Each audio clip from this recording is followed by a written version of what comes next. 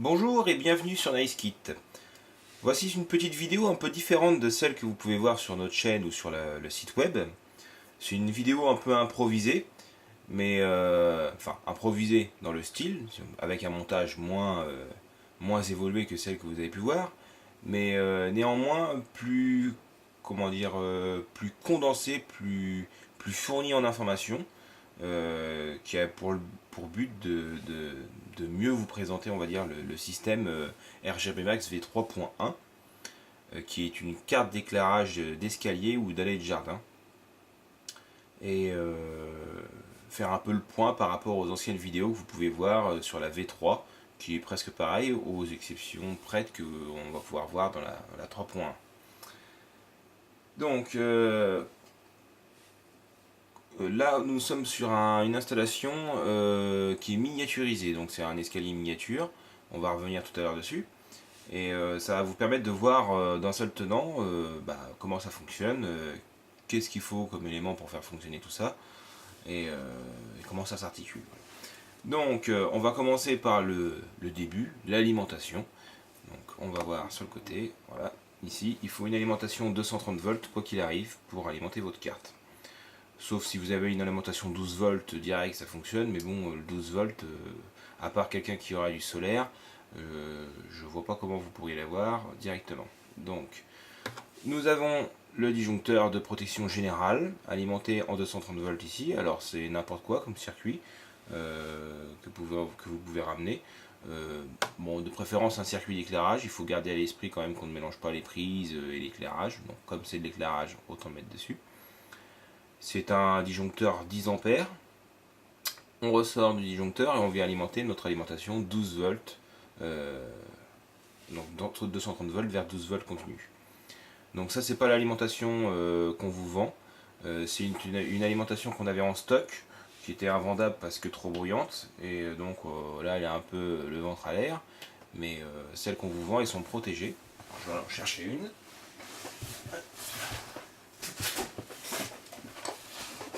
Celles qu'on vous vend sont beaucoup plus grosses. Voilà. Elles sont protégées et ne font aucun bruit.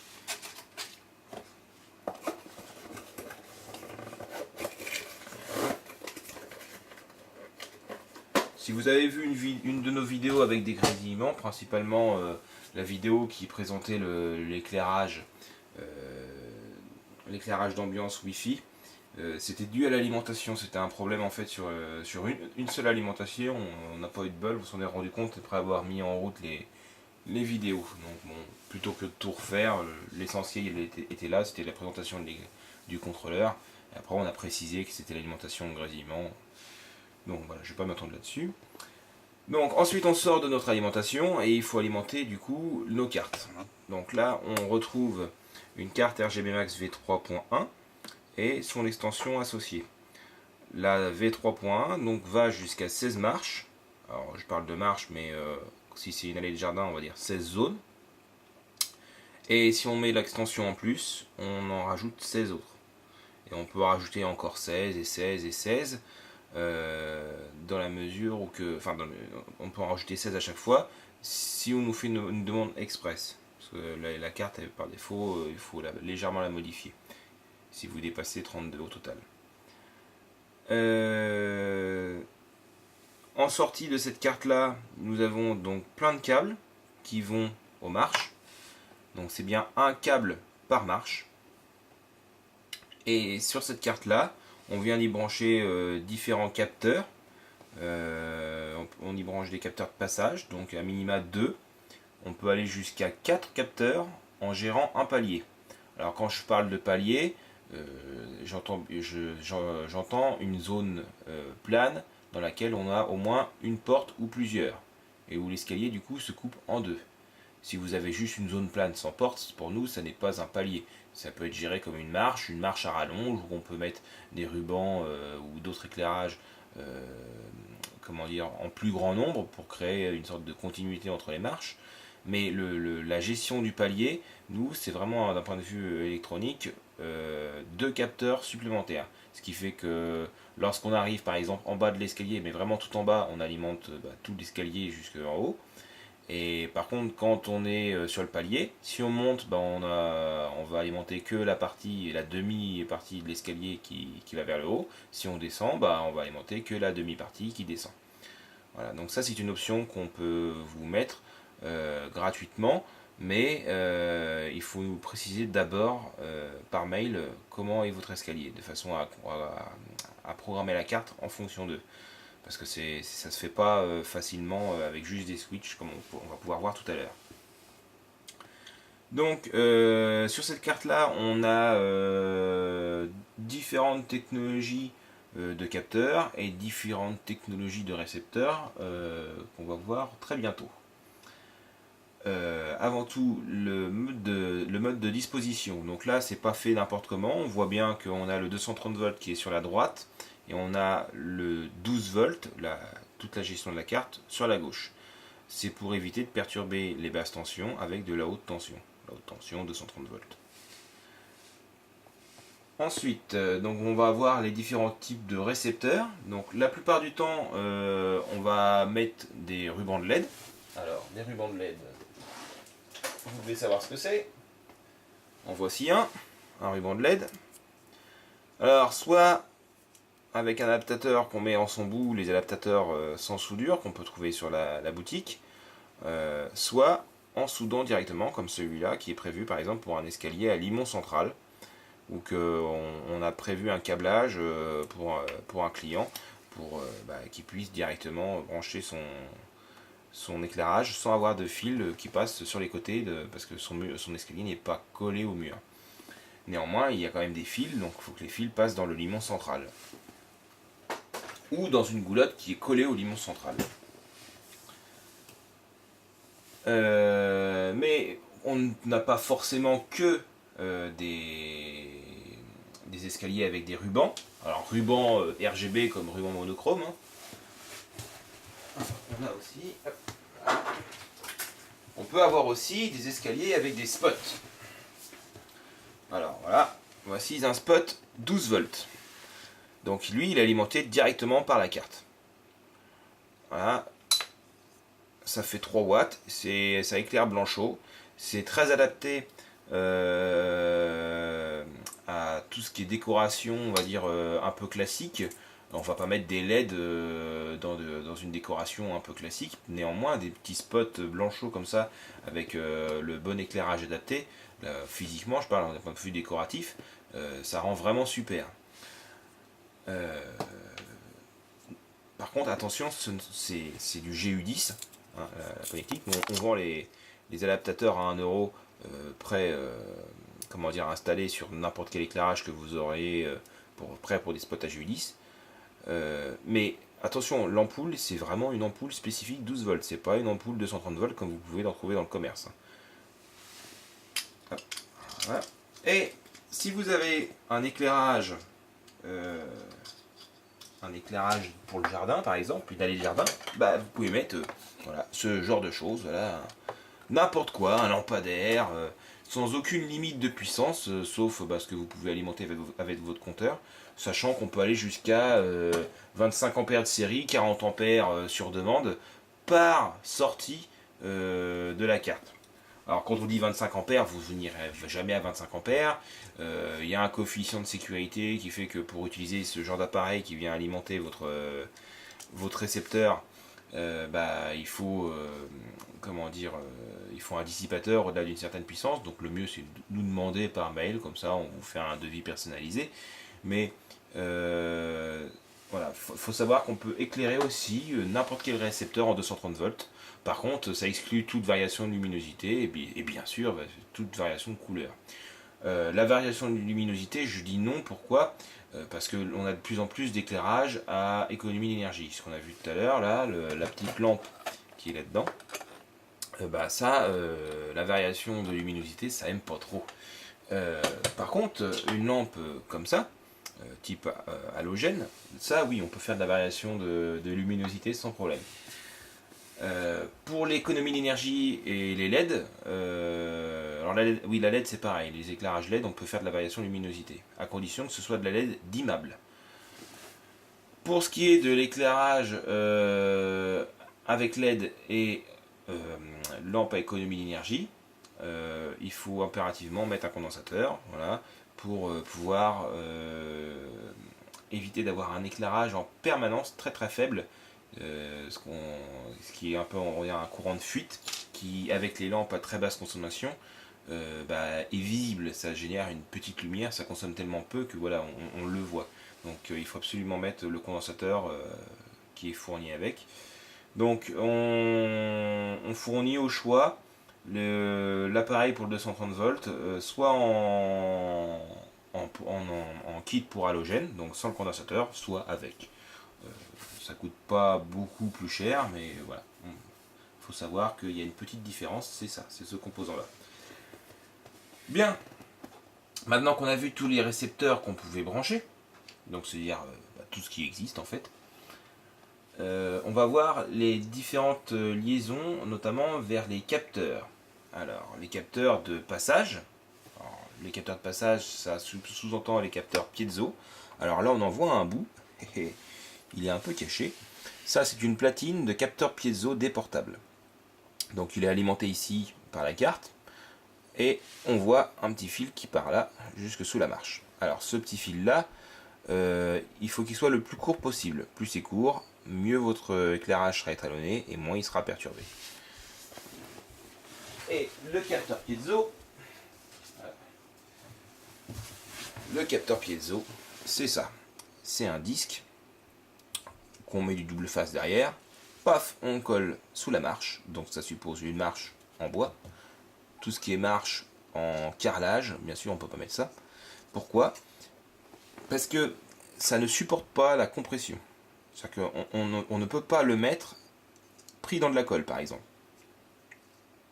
La surface blanche qui est ici doit pouvoir rentrer en vibration par rapport à la surface qui est dorée. Donc si vous le compressez entre deux matériaux, bon, il va détecter mais moins bien. Donc la meilleure des choses à faire, voilà, c'est de garder ça pour les éclairages voilà, à escalier bois. Ça marche donc aussi pour les éclairages suspendus, enfin les escaliers suspendus qu'on voit en dessous. Il suffit juste en fait de créer un petit masque, une sorte de petite boîte en bois toute fine pour cacher et le capteur et la platine électronique. Au pire, si vous avez vraiment besoin, nous on a une fraiseuse numérique, on peut vous faire sur mesure un petit boîtier pour cacher ça, soit en MDF, soit en bois de l'essence que vous avez. Si vous nous envoyez le morceau par exemple de votre bois, on peut faire exactement dans le même bois. Comme ça se voit pas. Sur un escalier suspendu, à l'aimant central par exemple, le mieux c'est de le cacher juste juste en dessous, soit derrière la marche, soit au plus proche de manière du limon central. Mais on ne peut pas le mettre exactement au centre, parce que la position idéale c'est vraiment au centre. Mais si on ne peut pas le mettre au centre, on le déporte légèrement à côté, voilà, ça détectera quand même. Si on a des très grandes marches en bois, on peut aussi doubler les piezo. Donc là après il faut nous demander, parce que par défaut on ne les vend pas seuls. On vend voilà, la platine électronique avec un capteur soudé directement dessus. Si vous avez besoin de 2 piezo, voilà, on vous envoie un mail et on vous fait un devis avec un deuxième piezo et vous branchez les deux en fait en parallèle. Donc par exemple avec une marche d'au-delà de 1 mètre, voilà, il serait judicieux de mettre 2 piezo. Ensuite, en technologie de capteur, nous avons les infrarouges. Alors les infrarouges, voilà ce que c'est. Donc c'est un petit capteur qui du coup rentre dans le mur et est visible sur le devant. Là où le piezo, lui, est totalement invisible. Le capteur infrarouge, dit IR, va projeter une lumière infrarouge et attendre qu'elle soit réfléchie. Si je pose ma main là, voilà, donc là ça ne le fait pas parce que c'est pas alimenté, il va voir un retour de l'infrarouge, détecter la présence de ma main et donc du coup allumer l'éclairage.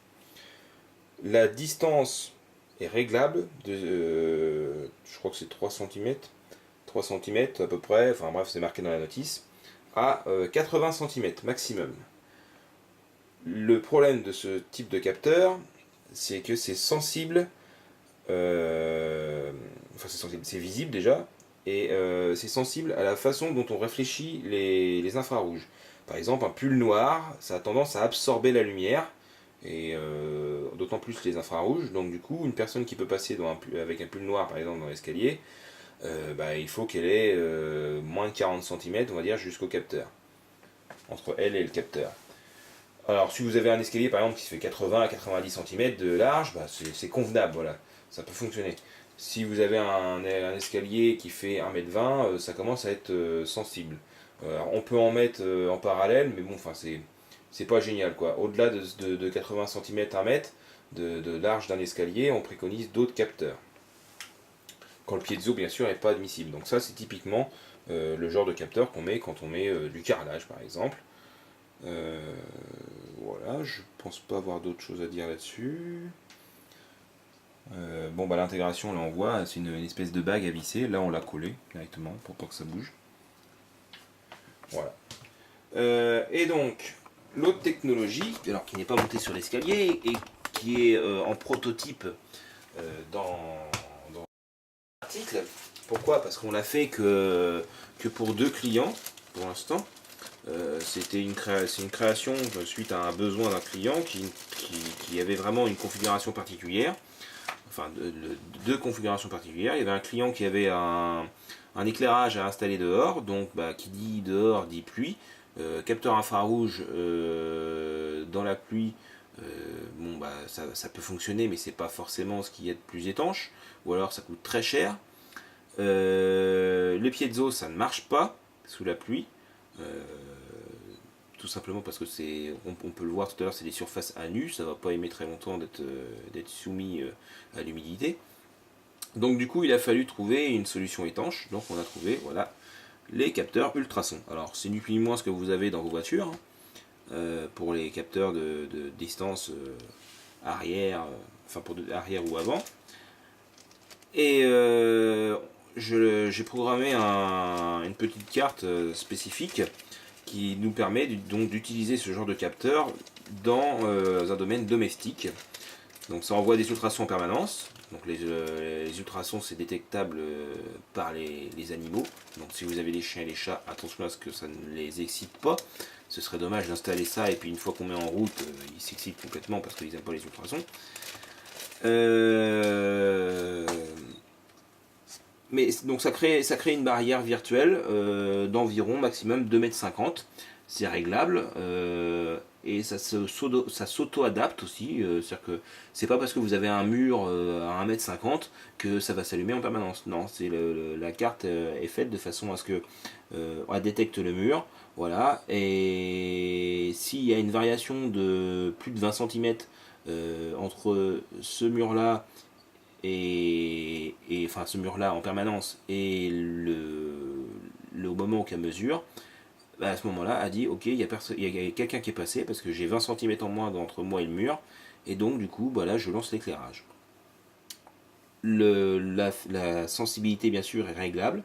Je vous conseille vivement de lire la notice parce que c'est un capteur très exigeant sur la mise en place, mais néanmoins très puissant parce que c'est à ce jour la seule technologie vraiment directionnelle d'un point de vue détection et compatible avec les grandes longueurs de marche. Quand vous voulez avoir une grande longueur de détection mais pas forcément directionnelle, il vous reste encore une solution, ce qu'on appelle le PIR. C'est typiquement ce que vous pouvez trouver chez Leroy Merlin, Castorama. C'est des capteurs de mouvement extérieur, ça existe pour l'intérieur aussi. Ça se reconnaît facilement. Souvent il y a un petit dôme un peu blanc transparent, et donc ça c'est basé sur les mouvements en infrarouge, et les plus évolués sont associés aussi avec de la volumétrie.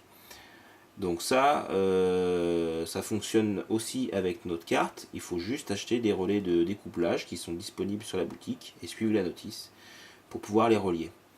L'inconvénient de ces capteurs là, c'est que ça détecte une zone. Et si vous voulez détecter qu'une zone qui correspond à votre escalier et non par exemple toute l'entrée,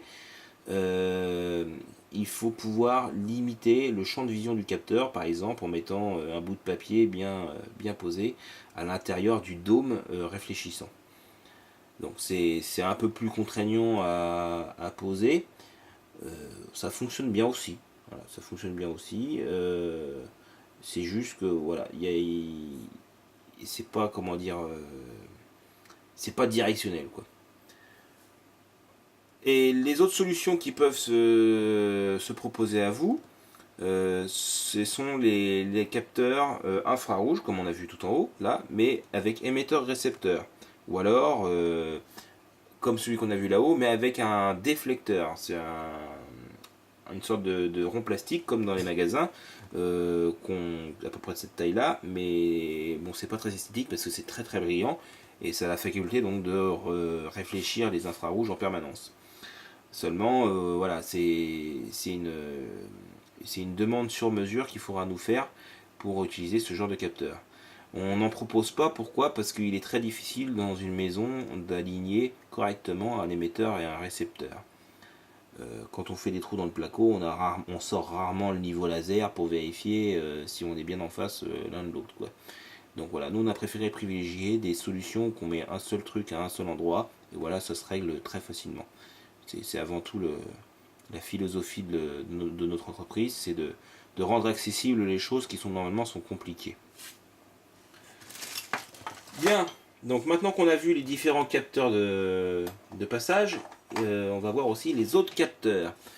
Alors les autres ça va être très rapide, c'est le capteur de luminosité, il n'y en a plus qu'un seul. Alors on va le sortir là. Ceci est un capteur de luminosité. On peut en mettre deux sur la carte et ça permet de verrouiller l'éclairage suivant deux zones. Donc les conditions s'additionnent. C'est-à-dire que dès qu'il y en a une, en fait, on va verrouiller la carte. Pourquoi deux? Parce que des fois, on peut avoir une cage d'escalier avec une cage d'escalier fermée, donc avec deux zones de luminosité complètement différentes, avec le rez-de-chaussée et l'étage.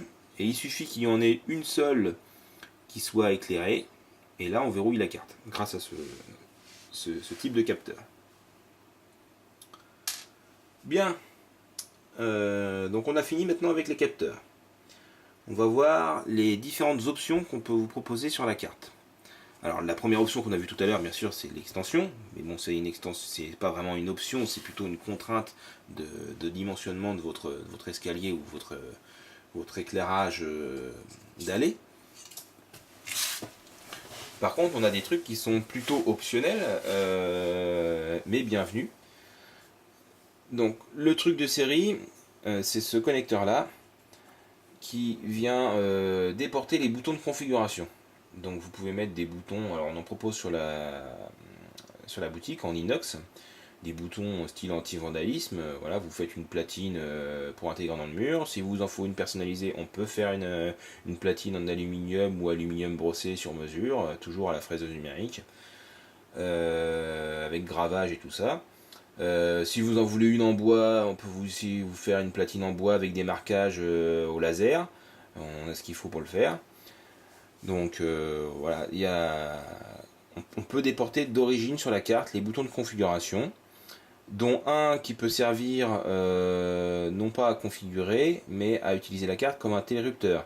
C'est-à-dire qu'on appuie sur le bouton et hop, ça alimente tout l'éclairage d'un seul coup et ça reste en permanence. Alors si vous avez par exemple une allée de jardin, c'est pratique si vous attendez quelqu'un.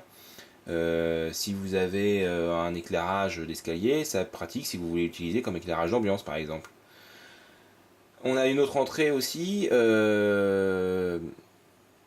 Alors par contre elle est sur un connecteur optionnel qu'il faudra nous demander si c'était nécessaire pour votre usage, qui permet de... attendez, non je raconte des bêtises, il est là. Il est sur ce machin là, donc c'est de série.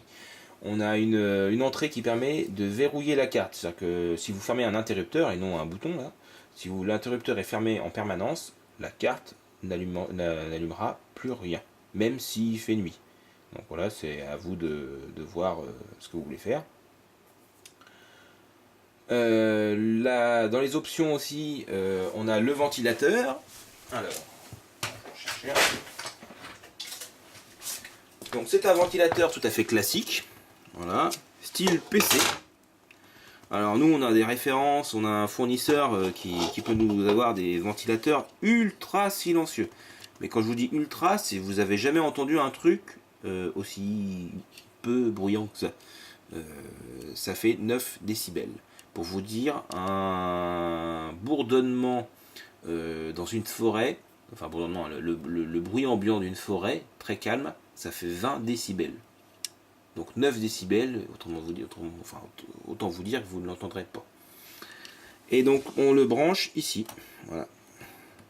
On a un connecteur, voilà, prévu pour style PC, et on met le ventilateur au-dessus. Pourquoi?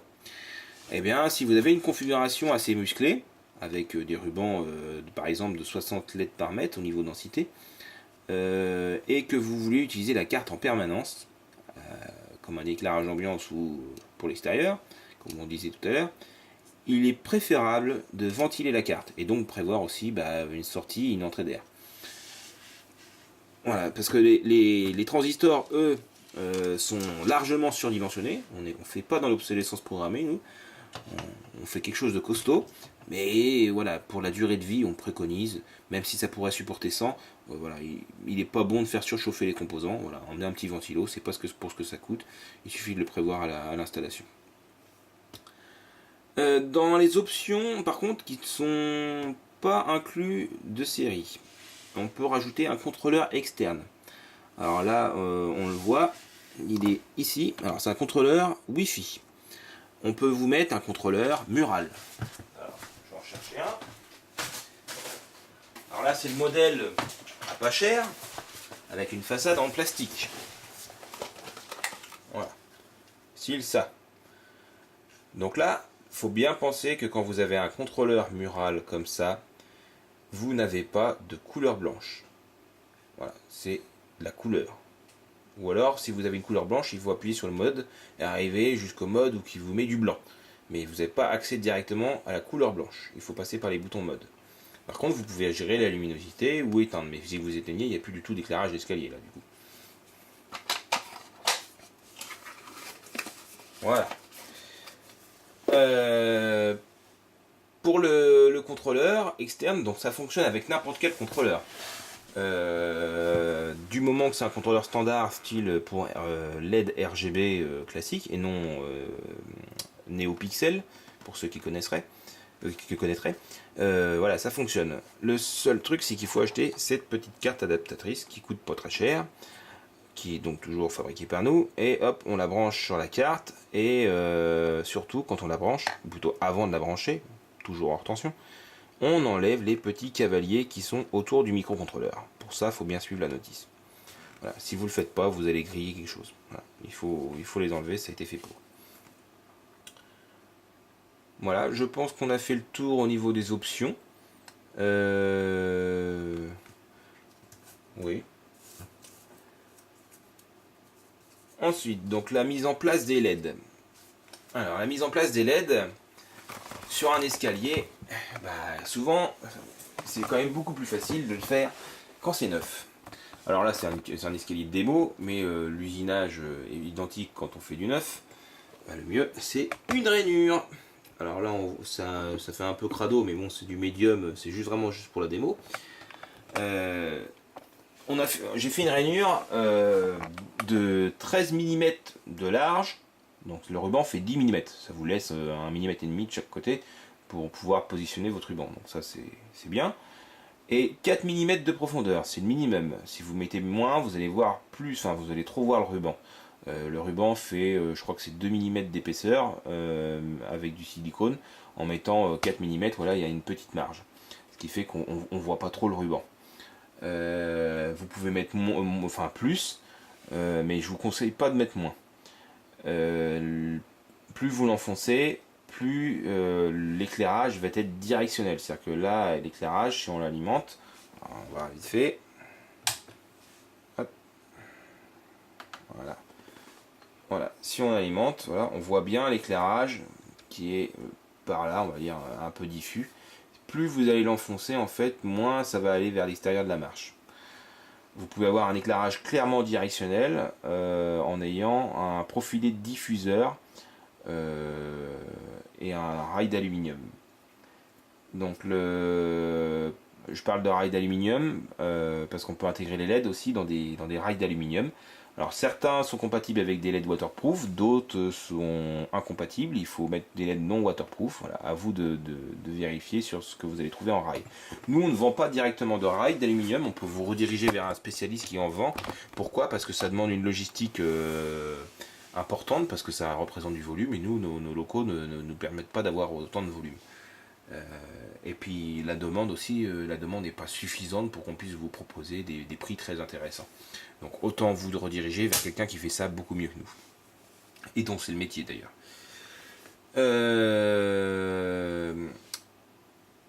Pour le montage donc des rubans, là on a vu sur un escalier en bois. Si c'est un escalier en marbre, enfin en marbre non, on peut encore faire des rainures.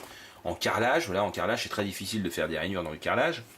Il est préférable de mettre un profil aluminium. Alors, il y a des profils aluminium qui existent pour le carrelage. Ils sont difficiles à trouver, mais vraiment difficiles. Le fournisseur que j'ai, il n'en avait pas, et au pire, si vous en avez trouvé, mettez-les sur les liens de la vidéo sur YouTube par exemple, ou sur Facebook, et ça servira aux autres. Mais sinon, ce qu'on peut faire, c'est mettre un rail d'aluminium en fait dans la marche ici, très plat, style l'épaisseur du carrelage, et qui vient éclairer avec un profil diffuseur tout doucement en fait le long de la marche. Alors ça va se voir quand vous allez monter, parce que ça va être face à vous, mais avec le profil diffuseur, voilà, ça va pas vous flasher à la goule, quoi. Et néanmoins, quand vous allez descendre et monter, voilà, il y a de l'éclairage dans l'escalier et ça fait vraiment sympa. Voilà.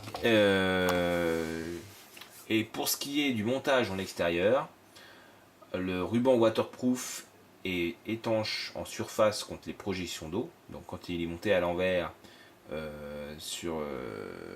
la tête en bas, sur une marche en bois par exemple, qui sera en extérieur ou en composite, le ruban sera étanche contre les projections, ça il n'y a pas de souci.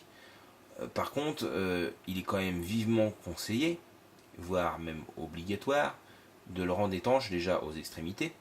Et si en plus vous pouvez rajouter un profilé silicone dans lequel on le met dedans, prendre un ruban non étanche et mettre un profilé silicone et tout boucher au silicone, voilà, c'est vraiment encore le mieux, quoi. Je pense que j'ai fait le tour. Je réfléchis, ouais, je pense que j'ai fait le tour au niveau des rubans. J'ai l'impression d'avoir oublié quelque chose. C'est le problème quand on improvise un peu.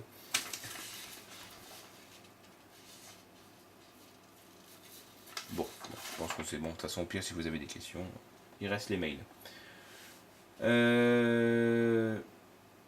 Ensuite, donc, les types de capteurs, je l'ai déjà dit. Donc, la configuration. Donc, maintenant qu'on a vu comment tout ça s'était relié, on va voir comment ça se configure. Alors, vous avez un deep switch. Ceci.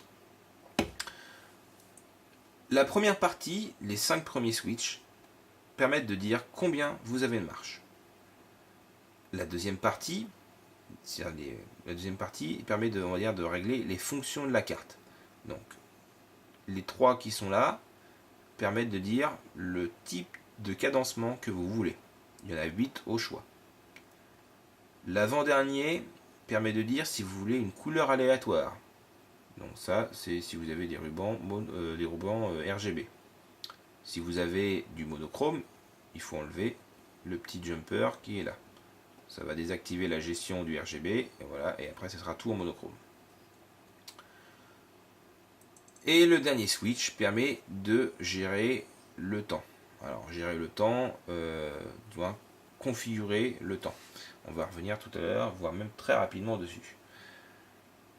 Il est primordial de suivre la notice. Je ne vais pas arrêter de le répéter tout du long, mais regardez la notice en bas de chaque fiche article. Si vous avez un pack, le pack décrit ce que vous avez comme article dedans. Référez-vous à la fiche de l'article concerné pour retrouver la notice. On a fait plein de vidéos. Les vidéos de la RGB Max V3 étaient valables pour la V3.1. juste aux petites différences prêtes que vous pouvez trouver dans la notice de la V3.1. Voilà, mais sinon, grosso modo, ça fonctionne pareil. Donc, le nombre de marches, on a vu. Ok, couleur aléatoire, c'est bon. Ok, donc maintenant, on va voir le réglage du temps. Alors, non, réglage luminosité, tiens, ça va être plus simple pour l'instant pour commencer. Hop, on remet le jus. Voilà. Donc ça fait un flash quand ça démarre, c'est normal. On appuie sur le bouton E pour valider tout. Et là, hop, ça s'allume. Ça permet de configurer la couleur. Alors là, si j'appuie sur L-, bah voilà, on va baisser la luminosité. Alors c'est tout doucement, et ça le fait. Voilà, par exemple, voilà. Là, j'ai mis une luminosité très douce. Je peux changer la couleur. Voilà, donc là, on voit bien que quand on varie du blanc, qui est la valeur max, vers du jaune, donc ça vous permet de passer vers du blanc chaud, tout en ayant des rubans RGB. Et après, on passe à vraiment la colorimétrie RGB.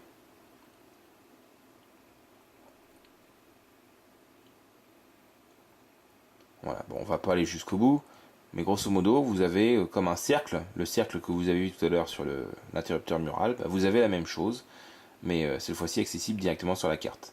C'est mémorisé dans la carte, et une fois que c'est mémorisé, ça ne bouge plus. Bien. Ah oui, j'allais oublier un truc. Là, on teste sur des rubans, voilà, ils fonctionnent. Le souci, c'est que quand vous allez raccorder votre carte, vos rubans, vous ne savez pas si vous n'avez pas fait un court-jus avec. Même si vous avez utilisé des adaptateurs sans soudure, il est préférable quand même de contrôler votre ruban. Alors, je vais vous montrer un peu ce que c'est.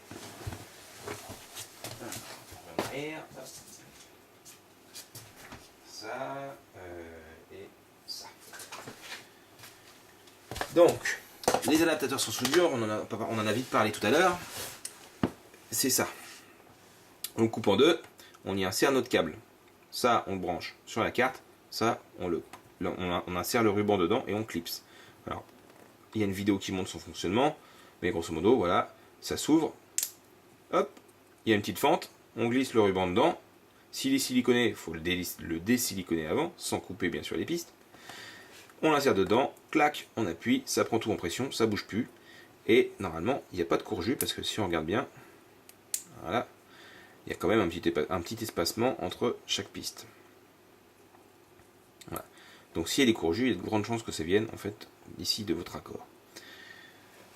Si vous avez décidé de souder, là c'est d'autant plus utile ce que je vais vous dire.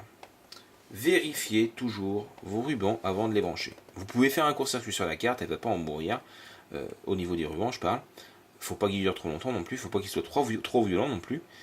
Mais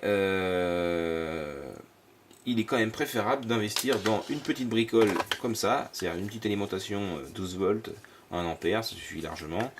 Hop, le petit contrôleur à 2 francs 6 sous chinois avec sa télécommande qui fait tout et rien à la fois. Et là, vous branchez votre ruban de test, enfin vos rubans de test, votre ruban qui va vers vos marches. Voilà. Votre ruban, une fois que vous l'avez branché là-dessus, hop, vous mettez en route votre contrôleur. Si ça ne s'allume pas, peut-être que vous avez un court-jus ou une mauvaise connexion sur le plus. Donc là, vous pouvez vérifier votre ruban. S'il s'allume et qu'il n'est pas en blanc, alors que vous avez choisi le blanc, bah vous avez peut-être une couleur qui est en court-jus avec une autre couleur. Si vous voulez du rouge, du vert ou du bleu, qui sont les couleurs primaires du RGB, et que vous avez une couleur composée, c'est peut-être aussi parce que vous avez un court-jus entre deux couleurs. Voilà, donc c'est ce petit contrôleur à 2 francs 6 sous vous permet de ne pas abîmer votre carte qui coûte bien plus cher que ce petit machin. Donc si vous en fallait un, pareil, on peut en fournir sur demande si vous n'êtes pas certain. Sinon, voilà, après ça se trouve partout sur le net. Mais bon, nous on peut vous en fournir un, voilà, c'est directement compris dans le pack. J'en étais où moi donc ah oui, les réglages. Donc du coup on va revenir sur nos réglages. Le réglage du temps. Alors, le temps, on va en faire un petit cadencement là. Donc, on va avoir le piezo à l'œuvre. Voilà. Alors, voilà, c'est bon. Donc ça détecte un petit choc. Alors là, je l'ai fait avec une surface molle sur ma main. Ça détecte plus, on va dire, un choc un peu plus vibrant, quoi. Voilà, là c'est les angles, on voit bien ça détecte plus rapidement. Donc, on voit le cadencement partir en haut et s'éteindre quasiment aussitôt derrière. Pourquoi? Parce que la temporisation d'attente elle est à 0, donc il n'éteint pas avant de s'éteindre. Il n'attend pas avant de s'éteindre. Et la temporisation intermarche, donc entre la marche 1 et la marche 2, etc., elle est non nulle. Donc là, ça fait un cadencement, c'est non nul. Si elle était nulle, ça ferait un scintillement. Ça ferait d'un coup et hop, ça s'arrête. Comment on règle ça? Voilà. Sur la carte, vous avez un petit potentiomètre. Oh là, viens là toi, tu casses pas la goule. Voilà. Donc, on va essayer de zoomer. Voilà. Le potentiomètre qui est ici permet de régler la temporisation dans sa globalité, c'est-à-dire les deux réglages dont je viens vous parler. Seulement, le petit switch qui est là permet de choisir quel réglage vous voulez attaquer. Le potentiomètre ici, quand vous le tournez dans le sens des aiguilles d'une montre, ça diminue la valeur. Sens inverse, on augmente. Donc là, par exemple, je suis à 0 normalement. On contrôle, voilà, je suis bien à 0. Ce qui veut dire que là, il est dans la position du temps d'attente. Et c'est sa position normale. C'est-à-dire le switch ici, le dernier, qui permet la configuration, il est sur off. C'est sa position normale et ça veut dire que lui correspond au temps d'attente. Je vais vouloir régler le temps intermarche. Donc, qu'est-ce que je fais? Je passe le switch sur on. Et cette fois-ci, il a pris tout de suite la valeur qu'il y a ici pour le temps intermarche. Ce qui fait que si je le rebaisse, position normale, là, j'ai 0 temps d'attente et 0 temps intermarche. Donc, un scintillement. On va voir. Paf, un scintillement. Moi, je veux régler comme ça me plaît. Donc, je laisse mon temps à 0 pour l'attente. Mais pour l'intermarche, voilà, pour voir le cadencement, je ne vais pas le mettre à 0. Donc hop, je mets sur 1, enfin sur on, j'augmente mon temps. Voilà, là j'ai augmenté, on va dire, d'un sixième de tour. Je mets sur off. Voilà, là il a mémorisé. Et je remets sur 0. Voilà. Là, ça veut dire que j'ai un temps intermarche non nul, d'une valeur X. Par contre, 0 temps d'attente, parce que j'ai pas envie de passer 107 ans à régler mon escalier. Et là, voilà, et on a le cadencement qui monte. Voilà comment on règle le temps sur la carte. Ensuite, on peut augmenter, une fois que l'allure nous plaît, on peut augmenter le temps. Alors bien sûr, ça suppose que vos capteurs de passage sont déjà réglés. Là, c'est le cas sur cette carte-là. Mais vous pouvez laisser à 0 s'il vous reste encore les capteurs de capteurs de passage à régler. Et augmenter justement, juste à la fin. Comment dire, le temps est ajustable de 0 à 2 minutes pour le temps de passage. Alors on peut configurer aussi, on peut changer ça sur demande. Hein. C'est juste que par défaut on a mis ces valeurs-là qui se correspondent à un usage général, autant pour les allées de jardin que pour un escalier. Donc on est à 0 à 2 minutes pour le temps d'attente et on est de 0 à 2 secondes entre chaque sortie. Voilà, temps intermarche. Voilà, donc maintenant il nous reste le réglage des capteurs de passage. Alors, le piezo qui est ici. Alors, comme on a pu le voir tout à l'heure, le piezo c'est un détecteur de micro-vibrations dans le matériau dans lequel vous l'avez collé. la vibration, elle va changer suivant si vous avez du bois, alors du bois dense, du bois pas dense, du marbre, bref, suivant le matériau où vous le collez. Donc pour s'adapter au matériau, on a mis une amplification. Par défaut, voilà, vous regardez à peu près comment ça se tourne, mais vous le mettez au milieu. Si vous le tournez dans le sens anti-horaire, on va amplifier au maximum. Si on fait dans le sens anti-horaire, on supprime l'amplification. Je vous conseille de lire attentivement la notice, c'est bien expliqué avec des captures d'écran de mon oscilloscope pour vous montrer en réel comment ça se passe d'un point de vue électronique et la logique de fonctionnement bien détaillée. Le deuxième potentiomètre que vous avez ici, qui est un potentiomètre de précision pour le réglage, et lui un potentiomètre de seuil. Donc c'est-à-dire qu'une fois qu'on a réglé l'amplification du signal, on va mettre un seuil voilà, qui va augmenter sur une courbe pour dire voilà à partir de tel moment voilà je déclenche mon escalier. Donc hop, on met un petit tournevis plat. Le seuil, plus il est dans le sens horaire, plus c'est sensible. Là, j'ai tourné à fond dans le sens horaire et voilà, il s'est éclairé tout seul. Alors le temps d'attente ne doit pas être nul. Je vais le mettre à 0. Voilà. Donc le piezo là, voilà, ici j'ai même pas tapé qui s'éclaire tout seul. Parce que le seuil est vraiment au minimum et donc forcément c'est beaucoup trop sensible. Donc qu'est-ce qu'on fait souvent? Eh ben on prend une personne qui règle et une personne qui tapote sur la marche. Et donc la personne n'arrête pas de tapoter. Alors là, on est en cadencement, mais on peut revenir avec la position que ça fait des clignotements. C'est très rapide du coup pour voir si ça réagit. Et la personne va faire quoi? Va remonter tout doucement, mais vraiment super doucement, le réglage jusqu'à temps que ça ne s'allume plus pour rien. Alors hop, on va attendre là.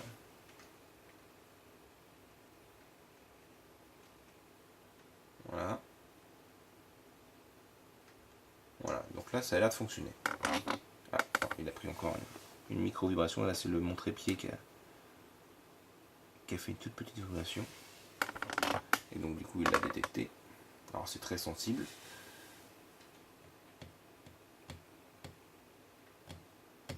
Ah, là je trouve que c'est pas assez sensible, alors du coup on va le réduire un peu. Ah, mince. Voilà, comment je suis.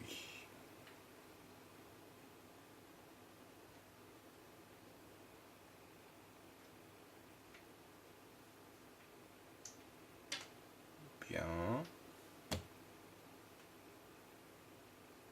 Bon.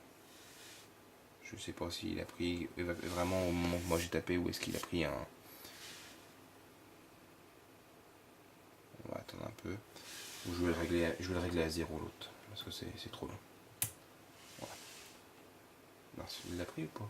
Non, ah, il l'a pas pris. Bon, vas-y, attends.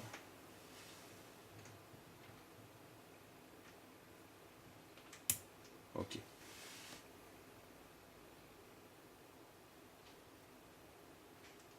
Non. Alors, attendez. C'est parce qu'il est dans une procédure de cadencement, alors à chaque fois il n'a pas le temps. On coupe. On rallume.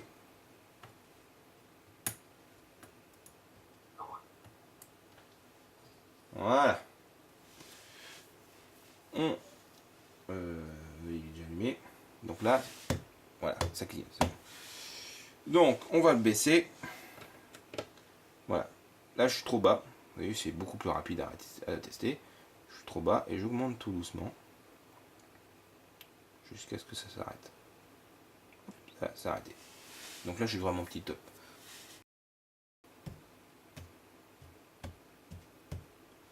Voilà. Et alors là, on voit qu'avec... ça détecte presque quand je suis à moitié mou avec mon doigt. Peut-être qu'en augmentant un peu l'amplification, du coup, même avec un mou,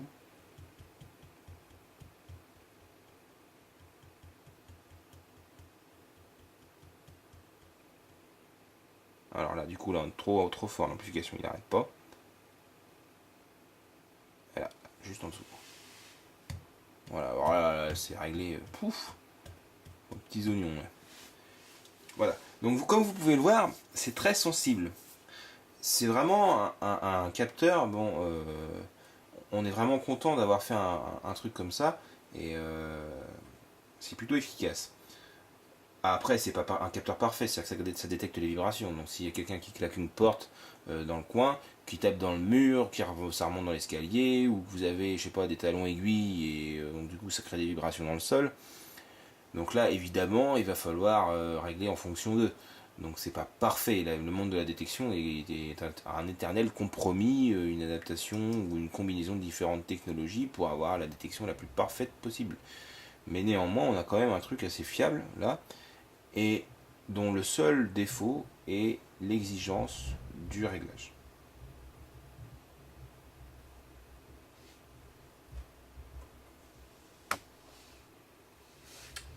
Bien. Donc je pense que là on est arrivé au bout de notre tuto. Ah si non, il restait le capteur infrarouge. Le capteur infrarouge, alors lui on va pas s'éterniser dessus. Voilà, regardez, quand on passe la main, poup, ça s'allume. Hop. Et lui c'est tout simple. Vous avez une vis au cul, ici, alors je vois pas, c'est difficile à montrer. Mais lisez la notice, voilà, on tourne dans un sens pour augmenter la distance, on tourne dans l'autre sens pour diminuer la distance. Quand on met la main, voilà, ça s'éclaire derrière. C'est très facile à voir si ça détecte ou pas. Donc là, c'est un jeu d'enfant à régler. Mais c'est visible. Voilà. Le but c'était vraiment de faire quelque chose d'invisible. Pour le capteur à ultrasons, c'est encore plus simple, c'est juste un cavalier. Vous choisissez la sensibilité de 1 à 9. 1 c'est ultra sensible, il y a quelqu'un qui passe, ça va être détecté très rapidement. Par contre, si vous mettez à 9, il faudra qu'il reste plus longtemps devant le capteur pour être détecté. Ah oui, autre petite chose aussi pour le capteur infrarouge, il est impératif de le mettre au niveau de la taille. Parce qu'il y a un petit temps de prise en compte pour être sûr et certain qu'il y a bien quelqu'un qui passe. Et ce temps de prise en compte ne peut être compatible qu'avec une masse suffisamment large pour être détecté. Donc un buste. Voilà. Si vous n'êtes pas à la hauteur du buste, vous êtes à la hauteur des pieds par exemple, vos pieds vont bouger tellement rapidement que le capteur n'aura même pas le temps de les voir. Donc il est vraiment super important d'avoir d'avoir bien positionné le capteur infrarouge au niveau de la taille. Voilà, donc je le répète. Ah si, non, il restait un truc. J'ai failli oublier. Vous montrer comment ça fonctionne l'option. Ah, l'option Wi-Fi. Alors, l'option Wi-Fi, donc hop, on éteint tout. On enlève les petits jumpers. Donc il y en a 3.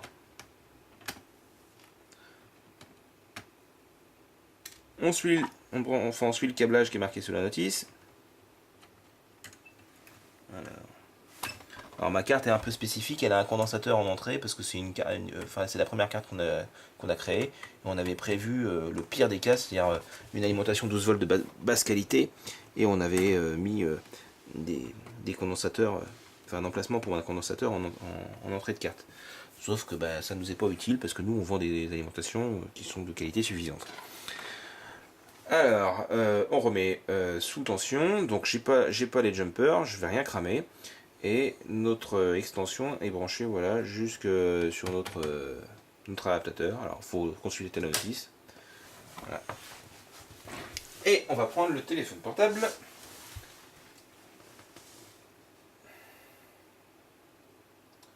Voilà. Et on lance l'application Magic Home. Hop, il détecte. Machin. Et là on a donc le disque RGB.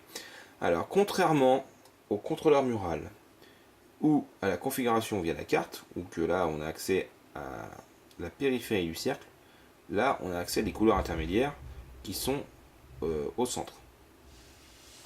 Donc on va allumer. Voilà. Et donc là, souvent, les couleurs au centre, ce sont des couleurs plus pastel, plus claires.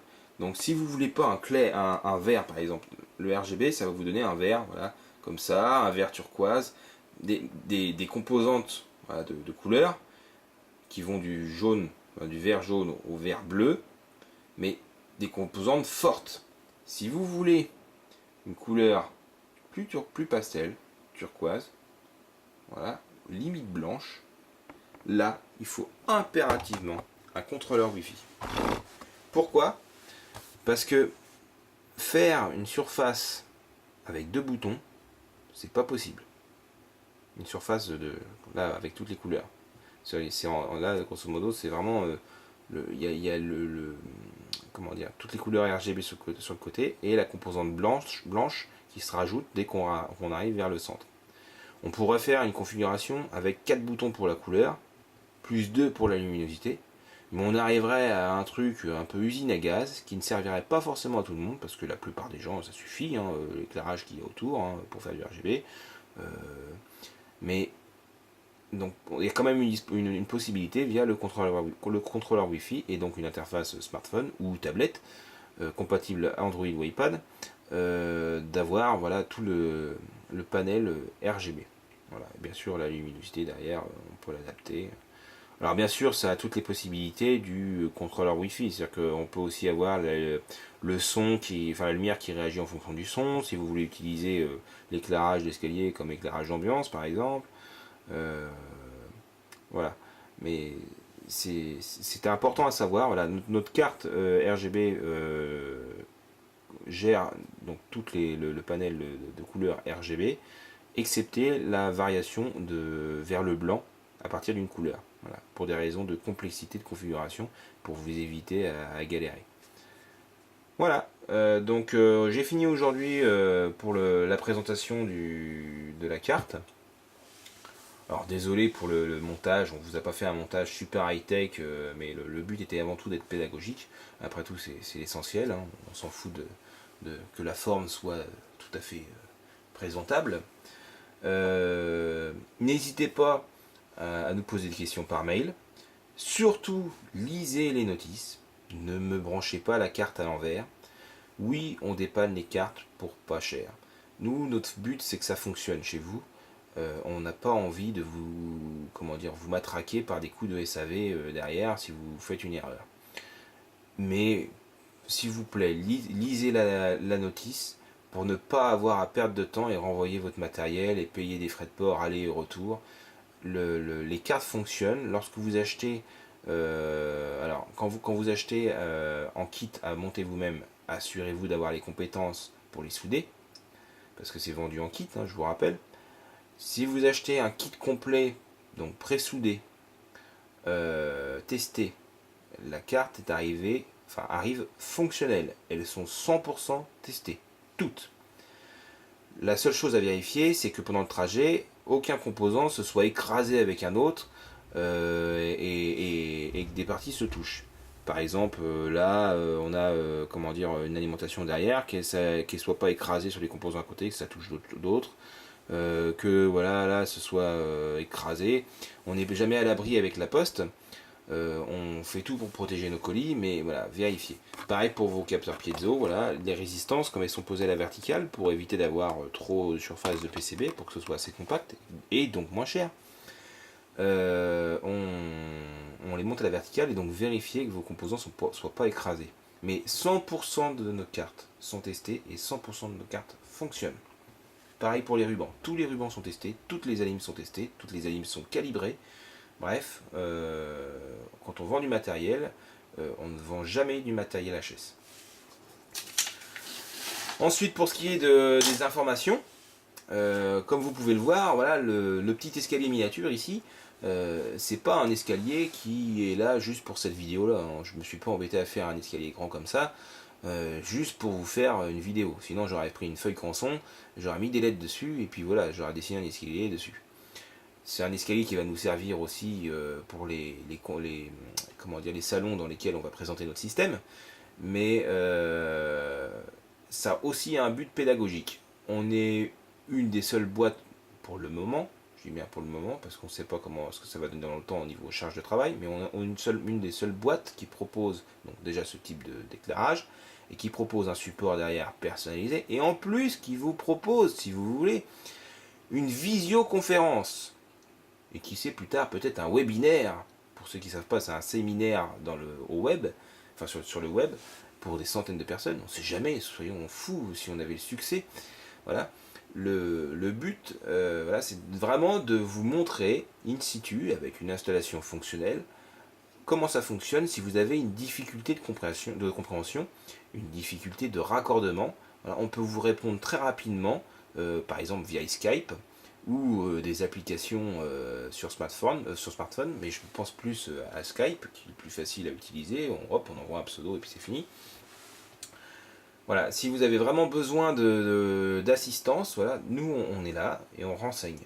On ne laisse jamais les gens dans le besoin, et c'est, je pense, ce qui fait le plus la différence entre notre boutique et n'importe quel fournisseur, même un fournisseur chinois qui sera forcément moins cher que nous, parce que, enfin, même s'ils n'ont pas inventé ça et puis qu'ils le feront jamais parce que ça demande trop de support.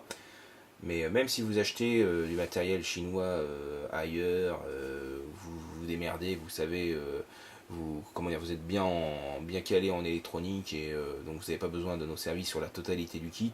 Et donc dans ce cas-là, vous pouvez acheter que les composants à souder vous-même. Voilà, même en faisant ça, derrière vous avez un support pour vous aider.